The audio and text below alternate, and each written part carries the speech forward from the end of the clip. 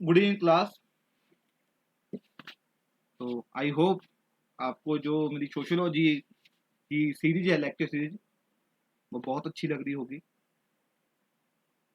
And काफ़ी अच्छे जो स्टूडेंट्स हैं, एस्पिरेंट्स हैं, काफ़ी अच्छे कमेंट्स आते हैं जो एक बहुत ही इंकरेजिंग होते हैं, एक पुश देते हैं मुझे भी मैं और लेक्चर्स बनाऊं। तो आज का हमारा जो सेक्शन लेक्चर 7 क्या है, social change in Europe and emergence of sociology. तो उसमें हमने आज देखेंगे industrial revolution, we will write about industrial revolution. ये पार्ट 3 है इस टॉपिक का, social change in Europe and emergence of sociology. So this is presented by me Harsh Bansal, IRS officer of Indian Revenue Service. तो इस लेक्चर से शुरू करने से पहले मैं कहना चाहता हूँ, प्लीज चैनल को सब्सक्राइब कीजिए ताकि आपको जो भी आगे के जो भी लेक्चर्स हम या कोई लेक्चर सीरीज शुरू करेंगे, जैसे इन फ्यूचर मेरा एक प्लान है, मैं करंट अफेयर्स की सीरीज शुरू करूंगा जो स्पेसिफिकली किसके लिए हो, current affair series specifically sociology के लिए हो इन फ्यूचर, क्योंकि अभी तो इसी के लेक्चर्स बनाने में मोस्टली सारा टाइम निकल जाता है। तो इसलिए प्लीज सब्सक्राइब कीजिए। तो आज का हम टॉपिक देखते हैं। तो मैंने बताया था अभी पहला लिंक क्या है, सोशियोलॉजी द डिसिप्लिन। तो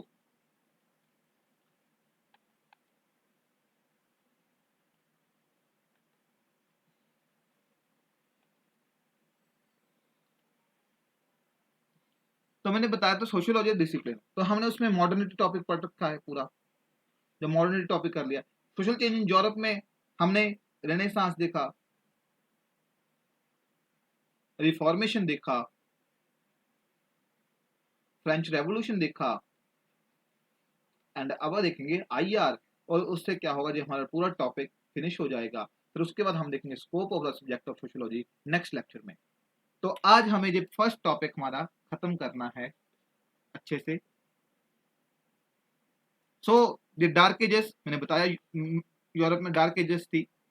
तो dawn of modernity and its fallout, modernity I, social modernity, economic modernity and political modernity। तो political modernity आई through French Revolution, social modernity आई through Renaissance, Reformation, Enlightenment। तो इकोनॉमिक मॉडर्निटी आई industrial revolution से, जो आज हम study करेंगे। तो कुछ social challenges थे, कुछ इकोनॉमिक चैलेंजेस थे, कुछ पॉलिटिकल चैलेंजेस थे। तो इन चैलेंजेस को स्टडी करने के लिए, उनके आंसर फाइंड करने के लिए एक इंटेलेक्चुअल कॉन्टेक्स्ट और एक साइंटिफिक कॉन्टेक्स्ट को मर्ज करना था, जिसको जिसको साथ क्या हुआ, सोशियोलॉजी का बर्थ हुआ। तो industrial revolution, toward the end of Middle Ages, the feudalism as an economic system had started declining. This process was furthered by Renaissance and other developments. The rise of towns, cities, and the growth in trade stimulated the production of manufactured goods. तो हमने देखा था feudalism, king, lords, knights and peasants, हमने early lectures में देखा। तो लेकिन हमने देखा भी काफी पीजेंट्स रिवॉल्ट हुई, जहाँ एक काफी जो इंसिडेंट्स हुए थे। तो एक फ्यूडल सिस्टम ना, स्ट्रक्चर, जो फ्यूडलिज्म एक स्ट्रक्चर थी, उसमें क्रैक्स डेवलप हो गए। फ्यूडलिज्म में क्रैक्स डेवलप हुए, तो क्रैक्स डेवलप हुए, और साथ में क्या हुआ, ट्रेड कमर्शियल रेवोल्यूशन हुई, जिसके कारण कुछ काफी ट्रेड सिटी जो हुई वो डेवलप हुई, और उसी कारण जो प्रोडक्शन ऑफ मैन्युफैक्चर गुड्स थी उसकी डिमांड बढ़ने लगी। अब सिंपल है, अगर पैसे ज्यादा होगा तो डिमांड बढ़ेगी, क्योंकि अगर आपको फिक्र है सिर्फ यार रोटी मिलेगी खाने को कि नहीं मिलेगी, तो मैन्युफैक्चर गुड्स का कोई ध्यान नहीं रखता। लेकिन अगर आपके पास due to increasing economic activity पैसा ज्यादा है, तो obviously you will demand manufacturing goods. There was increase in demand of goods which previously had been considered luxury goods। अब इसकी एग्जांपल देता हूं मैं आपको, लग्जरी गुड्स। अब आज से अप्रोक्सीमेटली 15-17 साल पहले लगा लो, जो मोबाइल फोन था, जो वो क्या होते थे, लग्जरी आइटम थी। वो जो नोकिया का वो 1100 मोबाइल भी होता था ना, वो ऐसा लगता था जिसके पास होता था वो यार ये तो बहुत बड़ा आदमी है। लेकिन आज के टाइम देखो, हर एक के पास स्मार्टफोन है, जो रेडमी वगैरह, क्योंकि लोगों की इतनी ज्यादा इकोनॉमिक एक्टिविटीज हो गई हैं, 15 साल बाद इतनी बढ़ चुकी हैं भी, आप लोगों की इनकम बढ़ चुकी है, और मैन्युफैक्चर गुड्स की डिमांड बहुत ज्यादा है। तो life in the new towns and cities have created desire for many new goods also. Obviously cities में रहोगे तो नई चीजें चाहिए आपको। आगे क्या होता था, गांव में क्या होता था, एक टीवी होता था तो उसमें सारे बैठ के रामायण देख रहे हैं।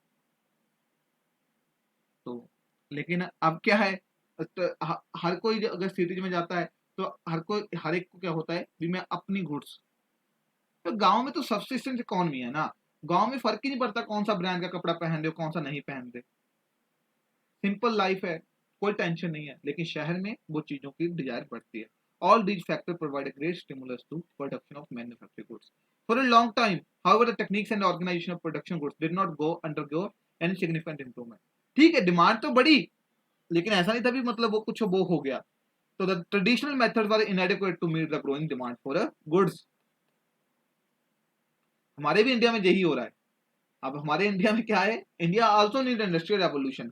अभी जो गवर्नमेंट ऑफ इंडिया कर रही है, government of India industrial India में इंडस्ट्रियल रेवोल्यूशन लेके आने की कोशिश कर रहे हैं through make in India, through आत्मनिर्भर भारत। अब देखो लोगों की सैलरीज तो बढ़ गई, इनकम बढ़ गई, लेकिन मैन्युफैक्चर गुड्स नहीं है, इसलिए तो हम चाइना से मंगा रहे हैं ना। तो India also need an industrial revolution. तो अभी गवर्नमेंट ऑफ इंडिया ने जो इनिशिएटिव चलाए हैं ना, अभी इंडस्ट्रियल रेवोल्यूशन आए। पहले 2015 में मेक इन इंडिया चलाया, वो भी नहीं अच्छा काम किया, फिर आत्मनिर्भर भारत चला दिया, बट स्ट्रक्चर रिफॉर्म्स ना हो रहे इंडिया में। तो वो लेबर रिफॉर्म्स, लैंड रिफॉर्म्स, वो आपने इकोनॉमी में पढ़ा होगा अभी क्यों इंडिया में जो इकोनॉमी है वो बूस्ट नहीं कर रही, इंडस्ट्रियल रेवोल्यूशन क्यों नहीं हो रही। So during the later half of 18th century, there began a series of changes which revolutionized the techniques and organization of production. This development resulted in the rise of a new type of economy, the industrial economy. The term industrial revolution is used to describe these developments because the changes came rapidly and have far-reaching effects on history of world. तो industrial revolution, तो हमने जो हमारी history अगर आप study करोगे तो हमने 3 इंडस्ट्रियल रेवोल्यूशन देख चुके हैं। अब हम बात कर रहे हैं industrial revolution 4.0 and society 5.0। Society 5.0 है आई थिंक, हाँ 5.0 सोसाइटी, जो जापान में जिस पे काम हो रहा है। तो पहली इंडस्ट्री जो इंडस्ट्रियल रेवोल्यूशन फर्स्ट थी उसमें क्या था, mechanisation, steam power, weaving loom. लेकिन इंडस्ट्रियल रेवोल्यूशन 2.0 में क्या था, mass production, assembly line, electrical energy. 3.0 में automation, computers and electronics. And fourth industrial revolution में cyber physical system, internet of things, network, AI, robotics, big data, इसकी बात हो रही है।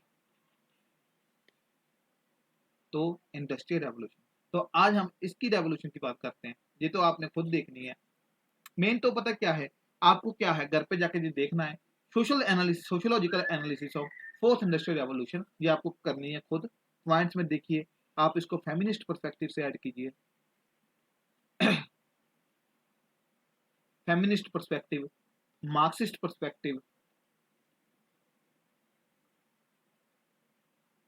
Critical theory perspective,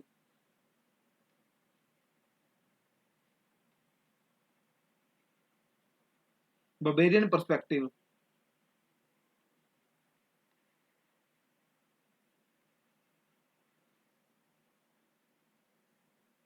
feminist functional perspective,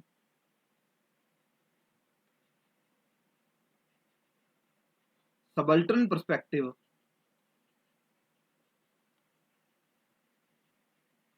तो different different perspective से इसको स्टडी कर, एक बार इसकी एनालिसिस करना। और जो डिफरेंट पर्सपेक्टिव क्या है, ये एक बार आप दिमाग में रखो कि कोई भी सोशियोलॉजिकल एनालिसिस होती है तो कुछ पर्सपेक्टिव होते हैं जिसके बेसिस पे हम स्टडी करते हैं। तो ये पर्सपेक्टिव क्या है, मैं हर एक पर्सपेक्टिव पे क्लास लूंगा, तब हम डिटेल में समझेंगे ये पर्सपेक्टिव क्या है। तो लेकिन पहले आप प्लीज ये घर पे जाके एक बार खुद भी थोड़ा सा होमवर्क करो, क्योंकि सब स्पून फीडिंग से नहीं होगा। कुछ थोड़ा सा आप होमवर्क करोगे तो आपको भी इंटरेस्ट आएगा पढ़ने में। पढ़ा तो मैं भी ये अभी भी सकता हूँ, लेकिन मैं चाहता हूँ थोड़ा सा कुछ घर पे जाके आप भी होमवर्क करो। तो ऐसे इंडस्ट्रियल रेवोल्यूशन हमारी सोसाइटी में हुई, 3 हम देख चुके हैं, फोर्थ की आज पे बात हो रही है। जैसे वर्ल्ड इकोनॉमिक फोरम इसमें काफी अच्छा काम कर रहा है, और इंडस्ट्रियल रेवोल्यूशन 4.0 सोशियोलॉजिकल पर्सपेक्टिव से भी सही है। और एक्चुअली जब आप मार्क्स को लिख रहे हो तो 21st सेंचुरी में मार्क्स कैसे रेलेवेंट है, तो आप इसको इंडस्ट्री 4.0 से लिंक कर सकते हो। वो कैसे होगा, जब हम थिंकर्स पढ़ेंगे तो मैं आपको लिंक करके दिखाऊंगा। इंडस्ट्रियल रेवोल्यूशन 4.0 को मार्क्सियन पर्सपेक्टिव से लिंक करूंगा, मैं डुर्खेम पर्सपेक्टिव से लिंक करूंगा, मैं हर एक जगह जो करंट अफेयर्स को लिंक करने की कोशिश करूंगा। तो ये इंडस्ट्रियल रेवोल्यूशन हम देखते हैं। तो industrial revolution began around in 1760 AD in England. It brought about great changes in social and economic life of the people, first in England, then in other countries of Europe, and later in other continents. In Europe, especially England, the discovery of new territories, exploration, growth of trade, commerce, and consequent growth of towns brought about an increase in demand for goods. Early goods were produced at domestic level. This means that there existed a domestic system production with increased demand. Goods need to be produced on a large scale. तो अभी question जहां पे जो आपका GS में question पूछ सकते हैं वर्ल्ड हिस्ट्री में जीएस 1 में भी ऐसा क्या था भी जो इंडस्ट्रियल रेवोल्यूशन थी वो इंग्लैंड में ही आई, फ्रांस में नहीं आई, जर्मनी में नहीं आई, सबसे पहले इंग्लैंड में क्यों इंडस्ट्रियल रेवोल्यूशन आई? और ये क्वेश्चन यूपीएससी ने एक बार पूछ भी रखा है और इन फ्यूचर पूछ भी सकते हैं, तो प्लीज इस पे देखना ये क्या था। तो इंडस्ट्रियल रेवोल्यूशन को अब देखिए एक्सप्लोरेशन हो रही है, लोगों की इनकम बढ़ रही है, उनको ज्यादा गुड्स चाहिए, लेकिन गुड्स के लिए क्या था, अगर डोमेस्टिक सिस्टम ऑफ प्रोडक्शन था लेकिन वो सफिशिएंट नहीं था।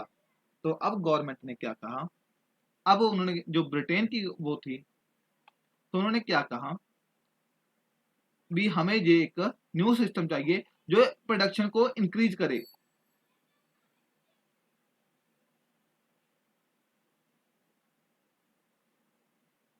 तो इंक्रीज करना है तो उसके साथ क्या हुआ, इंडस्ट्रियल रेवोल्यूशन के साथ उसी टाइम क्या हुआ, इन्वेंशन हुई।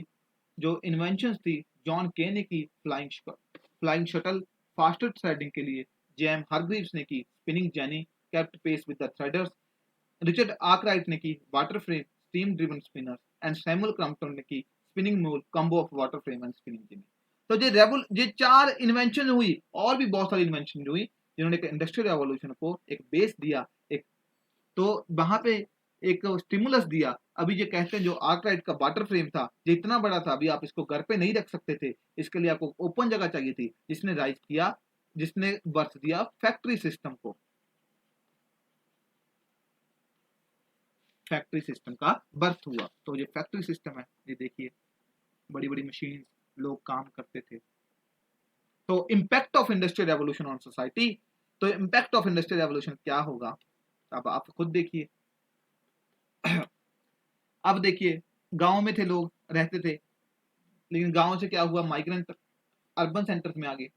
तो अर्बन सेंटर में काम करना है लेकिन वहां पे सभी लोग आ रहे हैं, तो जहां पे हाउसिंग की डिमांड बहुत बढ़ जाती है और हाउसिंग बहुत महंगा हो जाता है, तो लोग कहां पे रहेंगे, स्लम्स में रहेंगे।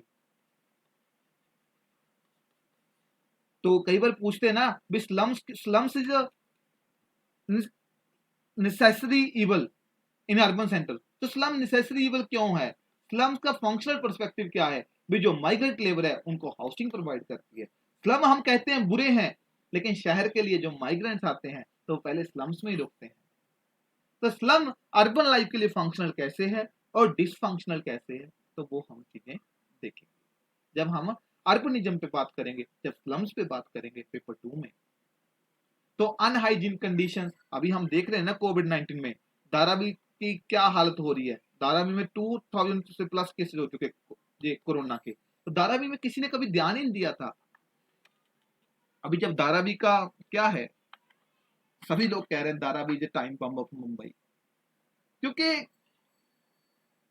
पहले कभी किसी ने ध्यान नहीं दिया था धारावी पे। स्लम है एक, मतलब आप सोसाइटी की इनइक्वालिटी देख रहे हो, एक सेम सिटी में पूरे वर्ल्ड का सबसे महंगा घर है अंटिला, मुकेश अंबानी का घर है सबसे महंगा घर, और उसी सेम सिटी में एशिया का सबसे बड़ा स्लम धारावी स्लम।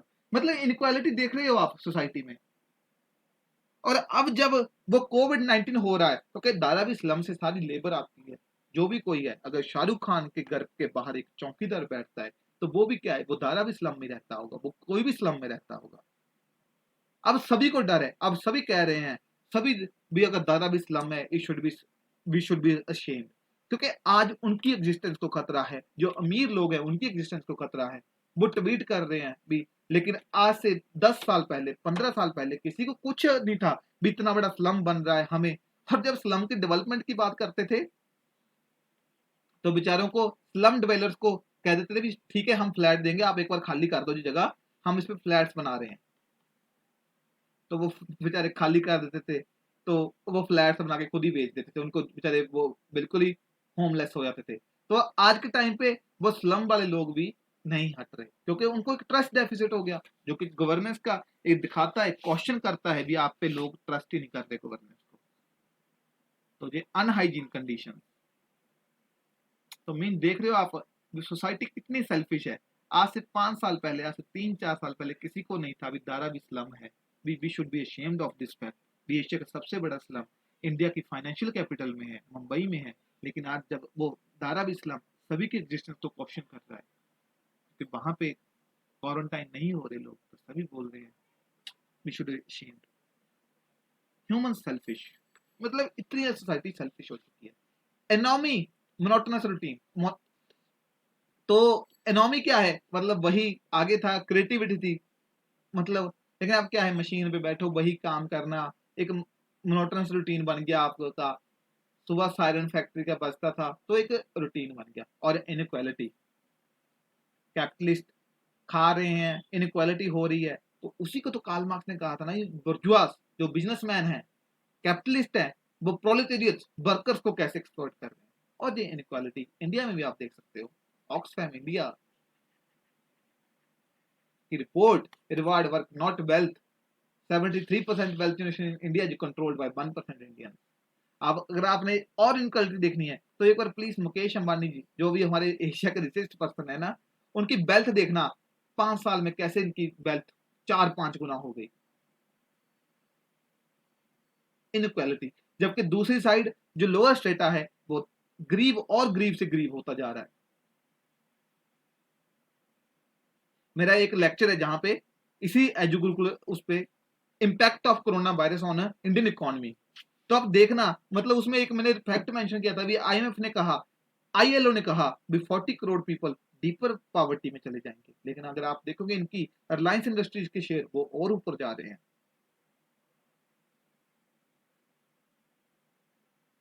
तो ये इनक्वालिटी, तो जो चीज, क्योंकि हिस्ट्री ने रिपीट होती है, हिस्ट्री, आप जो यूरोप में, जो इंग्लैंड में 18 सेंचुरी में हो रहा था, वो आज हम इंडिया में देख सकते हो। कोरिलेट करो चीजों को, कोरिलेट करो, आंखें बंद करोगे तो दिखेंगे रिलेशंस आपको, अगर आपकी अंडरस्टैंडिंग होगी।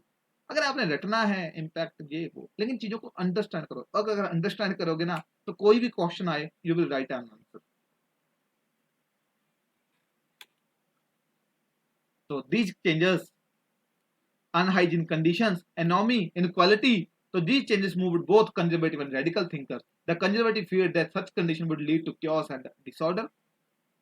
Chaos and disorder. The radical, like Engels, felt that factory work would initiate social transformation. और एंजल्स के बाद कार्ल मार्क्स ने कहा इनको रेवोल्यूशन करनी चाहिए। रेवोल्यूशन करके इन बुर्जुआस जो हैं, कैपिटलिस्ट हैं, इनको आप बिल्कुल ही वो हटा दो, और जहां से रिप्लेस करो सोशलिज्म, सोशलिज्म को रिप्लेस करो फिर कम्युनिज्म से, utopia. Her judgment of value differed. Social thinkers of time were agreed upon epoch-making impact of a industrial revolution. Approach different थी। कंजर्वेटिव कह रहे थे यार कंडीशन की इंप्रूव करो ताकि क्योस और डिसऑर्डर ना हो। रेडिकल्स कह रहे थे मतलब रेवोल्यूशन चाहिए, लेकिन सभी ये मानते थे यार इंडस्ट्रियल रेवोल्यूशन के इम्पैक्ट तो पड़े हैं।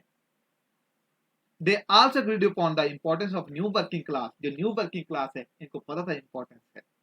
And the history of periods from 1811 to 1850 further indicated this class increasingly agitated for their rights. तो जब उनको एक्सप्लॉइट किया तो कब तक आप एक्सप्लॉइट करोगे उनको, तो वो एक ना एक दिन आके राइट्स की बात करेंगे। मैंने क्या कहा, जो चीज वहां पे यूरोप में हो रही थी वो चीज आज इंडिया में हो रही है। तो इंडिया में क्या हो रहा है ये देखिए, Honda worker strike, herald emergence of collective leadership. ये वर्कर्स मूवमेंट इंडिया में हो रही है। आई थिंक नवंबर 2019 की बात है। वर्कर्स मूवमेंट आज इंडिया में हो रही है। तो मुझसे स्टूडेंट्स पूछते हैं क्वेश्चन आपने करंट अफेयर्स कैसे करने हैं, तो करंट अफेयर्स ऐसे कोरिलेट करने हैं। तो आज मैं इंडस्ट्रियल रेवोल्यूशन की बात कर रहा हूँ। तो future of work, labour union, या आज के टाइम पे इंडियन सोसाइटी किसके है? गिग इकोनॉमी, जहाँ पे कॉन्ट्रैक्ट वर्क है। तो ये देखिए गिग इकोनॉमी पे आर्टिकल है द फ्यूचर ऑफ वर्क। तो जहाँ पे देखिए, जहाँ पे उन्होंने मेंशन किया था भी हमें सोशल स्टेबिलिटी को भी इंश्योर करना है। तो कर्नाटका ये जो गिग इकोनॉमी है वहां पे कैसे वर्कर्स को एक्सप्लॉइट कर रहे हैं, क्योंकि उबर, स्विगी, जोमेटो जहाँ पे जो काम कर रहे हैं उनका कोई सोशल सिक्योरिटी बेनिफिट नहीं है। उनको एक महीने का 10 से 15 हज़ार रुपए देते हैं, लेकिन उनसे काम वो पूरी, उनको अगर आप 2 बजे भी ऑर्डर करोगे तो स्विगी का आपके घर पे आ जाता है। तो कैसे उनको वो काम मिले ताकि उबर स्विगी भी बंद ना हो लेकिन उनका एक्सप्लॉइटेशन भी ना हो। जैसे इंडस्ट्रियल रेवोल्यूशन में हो रहा था, जैसे न्यू रेवोल्यूशन है जो gig economy, fourth industrial revolution, तो जहां पे एक्सप्लॉइटेशन से कैसे बचाया जाए, तो ऐसे आपको करंट अफेयर को लिंक करना है।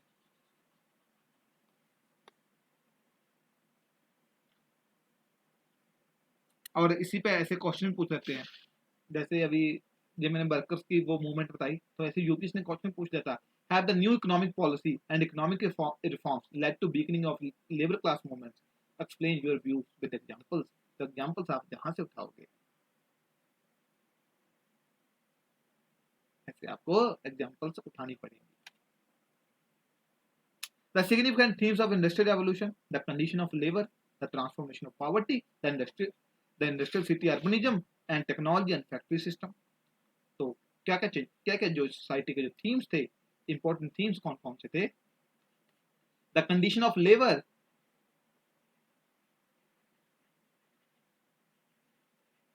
मैंने बताया लेबर की कंडीशन मैंने बहुत एक्सप्लॉइट किया, बहुत ज्यादा एक्सप्लॉइट किया। The transformation of poverty, property, and the urbanism and factory system. So, condition of labor: a new population earning their livelihood by working in the factory role. In the earlier, working class lived in poverty and squalor. They were socially deprived. At the same time, they were indispensable in the new industrial system. This made them a powerful social force. अब देखिए, एक time पे उनको exploit कर लिया, लेकिन एक time पे उनको समझ आ गया कि अगर हम ना रहेंगे तो इनकी इंडस्ट्री रन नहीं हो सकती, तो पावरफुल सोशल फोर्स बन गई। अब जैसे माइग्रेंट्स हैं वो जा रहे हैं ना इंडस्ट्रियल स्टेट्स को छोड़ के, अब उनको स्टेट्स रोकने की बात कर रही है। तो उनको पता चल गया अगर जब वापस ना आए ना, सारी वो जो इंडस्ट्रीज सब रूइन हो जाएंगी। Sociology recognize the poverty of this class of worker is not natural poverty but social poverty.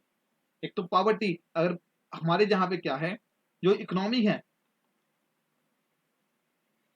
वो पॉवर्टी क्या कहती है भी, अगर आप काम नहीं कर रहे तो you are poor. But sociologist कहते हैं पॉवर्टी ऐसे नहीं है, पॉवर्टी का सोशल रीजन है। क्योंकि एक बच्चा है, एक यानी कि जैसे दलित है, वो सोसाइटी, क्योंकि ड्यू टू सोशल पर्सपेक्टिव, या एक ब्लैक है, जब ये ब्लैक लाइफ मैटर्स मूवमेंट चल रही है तो वो किसकी बात करते हैं भी, हमें एजुकेशन से वो एक्सक्लूड किया गया। इंडिया में दलित वही बात करते हैं। तो अब देखिए, अब इनको एजुकेशन नहीं दी गई तो ऑब्वियसली ये लो पेइंग जॉब्स पे जाएंगे, तो ये कैसे सोशल मोबिलिटी, कैसे अपना स्टेटस अप कर पाएंगे? तो एक सोशोलॉजी में टर्म होती है सोशल मोबिलिटी। जी, जब हम स्ट्रेटिफिकेशन चैप्टर करेंगे तब स्टडी करेंगे सोशल मोबिलिटी क्या है। जब आप एक स्टेटा से ऊपर दूसरे स्टेटा में जाना, या तो अपर मोबिलिटी या लोअर मोबिलिटी, नीचे से ऊपर जाना ना ऊपर से नीचे। So thus the working class become both during the 19th century the subject of both moral and analytical concern. The transformation of poverty, property.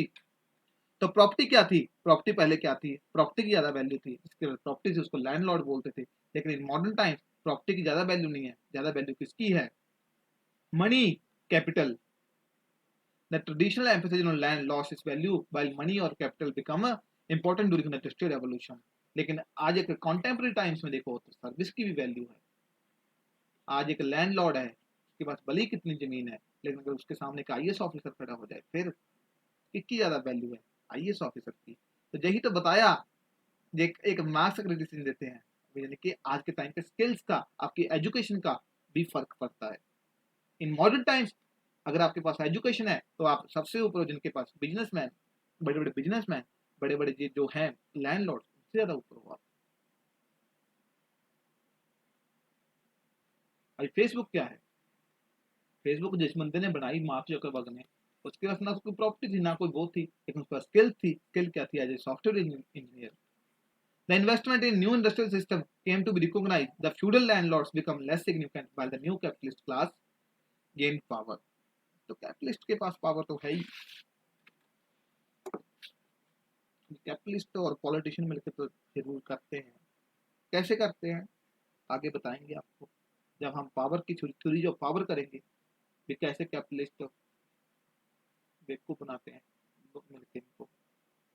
And कुछ कैपिटलिस्ट क्या थे? पुराने लैंडलॉर्ड्स थे। Property was the one of the central issue that were raised in French revolution. French revolution में भी वो property का कहा था भैया तुम लोग के पास सारी प्रॉपर्टी है और लेकिन हो तुम 2-3% ही। इस influence on social order is considerable. Property is related to economic privileges, social status and political power. A change in property system involves a change in fundamental factors of society. Sociology have grappled with the question of property and its impact on social stratification since the day of Marx, Tocqueville, Taine and Weber. तो property के लिए, अगर land rights के लिए, तो हमारे जहाँ पे नक्सलाइट मूवमेंट है। Property is very important. Tribal movements हैं। ट्राइबल मूवमेंट्स किसकी बात कर रही हैं? जल जंगल जमीन। Property is very important. तो अभी प्रॉपर्टी नहीं है तो उसी पे बात करते हैं। जैसे अभी देखिए एक मूवमेंट चल रही है, पत्थलगाड़ी मूवमेंट इन झारखंड। झारखंड में ये पत्थलगाड़ी मूवमेंट तो ये किसकी बात कर रही है? बोल रहे हैं जल जंगल जमीन। तो प्रॉपर्टी इज वेरी इंपॉर्टेंट। तो उसी टाइम भी प्रॉपर्टी की बात हो रही थी, प्रॉपर्टी का क्या इशू है, और आज भी इन कॉन्टेम्पररी टाइम्स इंडियन सोसाइटी में भी यही बात हो रही है। आई होप अब आपको समझ आता होगा अभी करंट अफेयर तो कैसे इंटरलिंक करना है। Industrial society, urbanism, ancient cities क्या थी? were known as a repository of civilized grace, virtues, while the new cities were known as a repository of misery and inhumanity.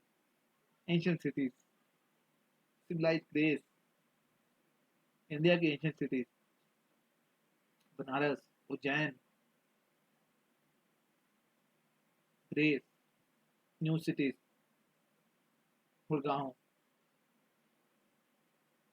Delhi में जो कर रहे हैं एनसीआर, नोएडा, तो वहां पे देख लो कितनी मिजरी है, कितनी इनह्यूमैनिटी है। बच्चियों के रेप हो जाते हैं, इनह्यूमैनिटी, मिजरी, स्लम्स हैं, क्राइम है। It was these aspects of new cities which concerned the early sociologists. तो अर्ली सोशियोलॉजिस्ट को जो अर्बनिज्म के उस टाइम के कंसर्न थे, आज के इंडियन सोशियोलॉजिस्ट को जो हमारी अर्बनाइजेशन की प्रॉब्लम्स है वो आज हमारे कंसर्न है। पैरेलल में दोनों चीजें चल रही हैं। Technology and factory system. The impact of technology and factory system led to large-scale migration of people to the cities. Women and children joined the workforce in the factories.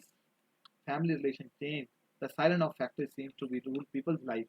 The machine, rather than a man, seemed to be dominant work. Machine of work dominate करने लगी। पहले man का एक control होता था। As mentioned earlier, the relation between laborers and the products of their labor had changed. They work for labor wages. The product was child of everybody and of the machine in particular. The honor of factory on life and work become depersonalized. तो women and children, आज हम बात कर रहे हैं gender पे gap की,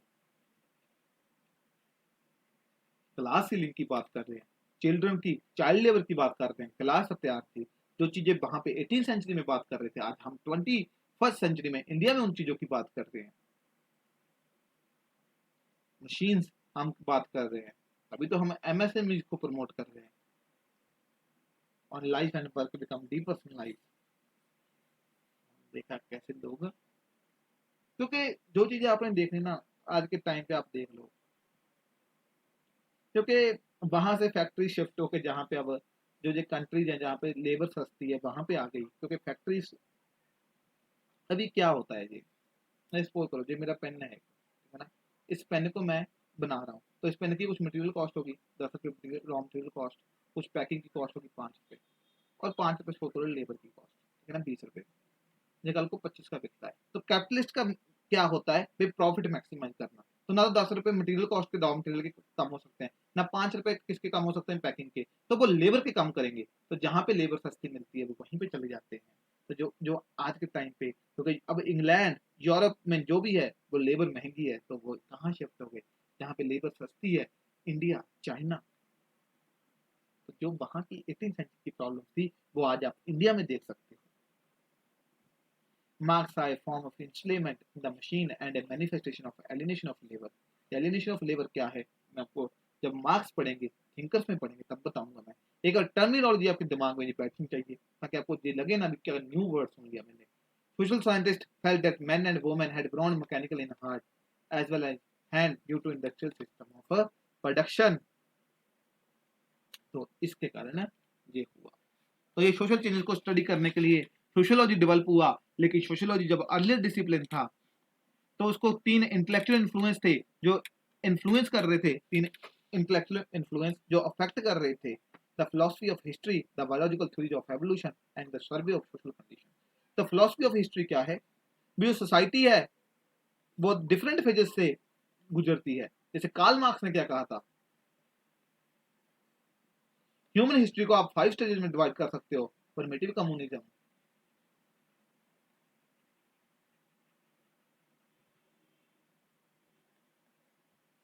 communism, ancient society,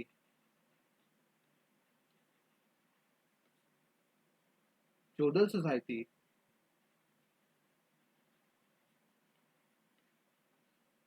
capitalist society, socialism and communism.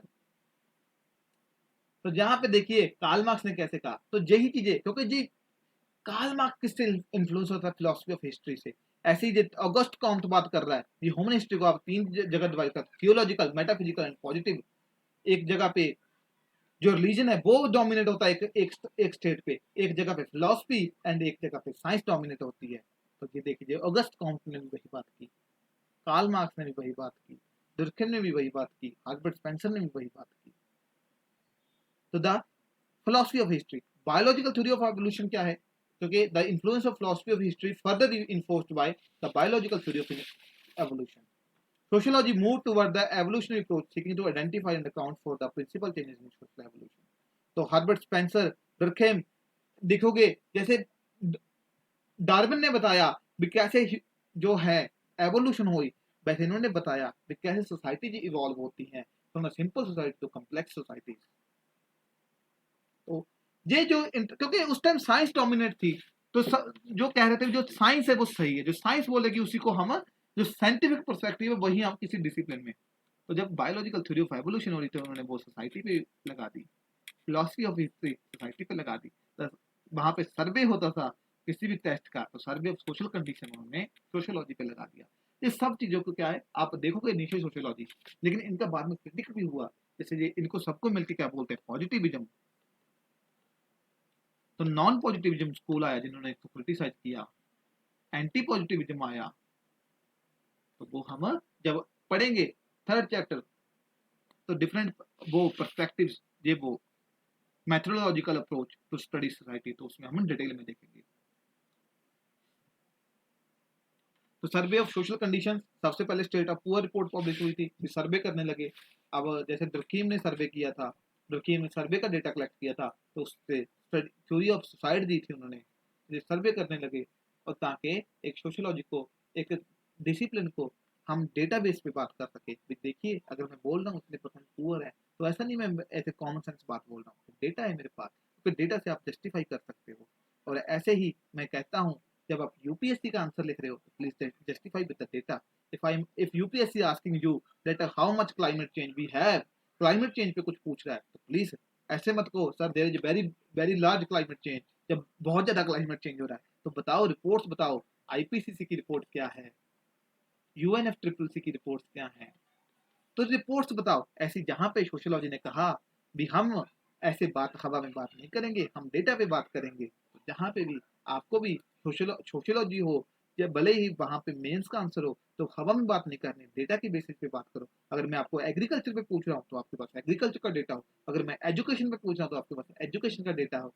अगर मैं आपको हेल्थ पे पूछ रहा हूं तो आपके पास हेल्थ का डेटा होना चाहिए। तो ऐसे डेटा पे बात करो, जैसे सोशियोलॉजी अर्लीस्ट बात करो, तो सोशियोलॉजिस्ट बन जाओ आप। तो जहाँ पे हम लेक्चर खत्म करते हैं अपना, तो हमने देखा देखो कैसे सोशियोलॉजी अब डिसिप्लिन है, इन चेंजेस को स्टडी करने के लिए डेवलप हो गया। लेकिन सोशियोलॉजी अब डिसिप्लिन डेवलप तो हो गया, लेकिन उसकी रेलेवेंस को क्वेश्चन करने लगे। तो सोशियोलॉजी कहेगा मैं रेलेवेंट हूँ, जब वो अपना स्कोप डिफाइन करेगा। तो सोशियोलॉजी का स्कोप क्या है, वो क्या कुछ स्टडी कर सकता है, वो हम नेक्स्ट लेक्चर में देखेंगे। Thank you class. अगर आपको कुछ भी डाउट्स हैं तो please ask me in the comment section, and please channel को सब्सक्राइब कीजिए, आगे से आगे शेयर कीजिए। एक विजन है भी एक बेस्ट एजुकेशन चैनल बनेगी, तो आई होप मतलब आप इसमें कंट्रीब्यूट करोगे भी इसको आगे से आगे लोगों के पास स्प्रेड करने के लिए, एक ताकि औरों की भी हेल्प हो सके, एक नोबल थिंकिंग है जो आगे की आगे स्प्रेड हो जाए। Thank you class.